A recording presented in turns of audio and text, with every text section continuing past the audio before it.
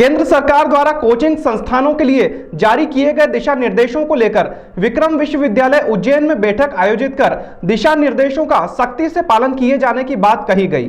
विक्रम विश्वविद्यालय के कुलपति डॉक्टर अखिलेश कुमार पांडेय द्वारा उज्जैन में संचालित होने वाले कोचिंग संचालकों के साथ एक बैठक आयोजित की गई, जिसमें बच्चों को अच्छे तरीके से मार्गदर्शन कैसे मिल सकता है, इस खास तौर पर चर्चा की गई। बैठक में सभी ने युवाओं के भविष्य को लेकर बात कही। कुलपति ने जानकारी देते हुए बताया कि केंद्र सरकार की शिक्षा विभाग द्वारा कोचिंग संचालकों के लिए नई गाइडलाइन जारी की गई है। कोचिंग चलाने वाले सभी मालिकों को रजिस्ट्रेशन करना अनिवार्य रहेगा।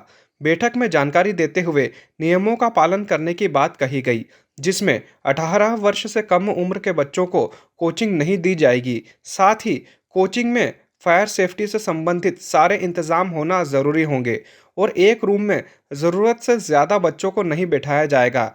ऐसे कई पॉइंट्स जिन पर कुलपति ने कोचिंग संचालकों के साथ बैठक में नियमों का पालन करने के निर्देश दिए। ऐसा नहीं करने वाले कोचिंग संचालकों के खिलाफ कार्रवाई करने की बात कही गई। केंद्र सरकार के जो शिक्षा मंत्रालय है, उन्होंने एक जो कोचिंग चलती हैं, कोचिंग के रेगुलेशन के लिए एक रेगुलेशन बनाया है और सारे विश्वविद्यालयों को उसको भेजा है।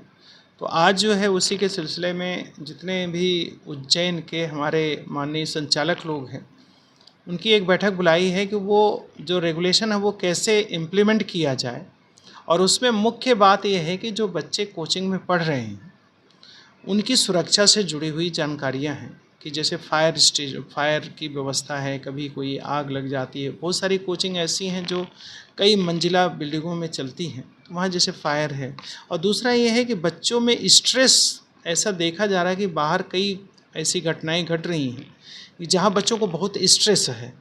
तो ये संचालकों से मिल करके ये रेगुलेशन को इम्प्लीमेंट करने का उद्देश्य है कि बच्चों से उनकी मेंटल हेल्थ के बारे में, उनकी स्ट्रेस को कम करने में कैसे किया जा सकता और एक बेहतर तरीके से उन्हें मार्गदर्शन कैसे मिल सकता है, इस पर चर्चा करेंगे। क्या नियम हो कि बच्चों को कितनी उम्र तक के बच्चे कोचिंग में आए? अभी रेगुलेशन के माध्यम से ये कि हायर सेकेंडरी के बच्चे ऊपर के बच्चों को कोचिंग दी जाए, 18 साल से कम को कोचिंग में रजिस्टर्ड ना, और एक तरीके से बच्चों को जहाँ पे कोचिंग दी जा रही है उसका रजिस्ट्रेशन हो। और ये ज़रूरी इसलिए है क्योंकि रजिस्ट्रेशन होता है तो उससे उनको भी बहुत सारी फ़ायदे रहते हैं।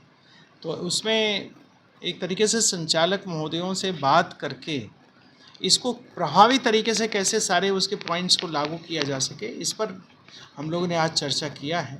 और सभी लोग एक तरीके से सकारात्मक वे में, जितने भी संचालक हैं वो सभी समाज के और युवाओं के हित में सोच रहे हैं और उस पर इम्प्लीमेंटेशन के करने का पूरा उन्होंने कुछ संख्या भी तय कि स्टूडेंट की, या फीस वगैरह भी कुछ फीस है। फीस के बारे में भी रेगुलेशन में है कि सारे संचालक लोग इस पे तैयार हैं कि वो एक तरीके से जो मिनिमम फीस होगी जिसमें कि कोचिंग चल भी सके, टीचर्स को पेमेंट भी हो सके और खर्च भी निकल सके, उसके अनुसार वो लोग फीस का चार्ज करें। संख्या तो एक क्लासरूम रहता है जो 60 है, 100 है, जो उनका जैसी व्यवस्था बैठने की रहती है और उनकी प्रेजेंटेशन की व्यवस्था है, वैसा आश्वासन सारे हमारे संचालकों ने दिया।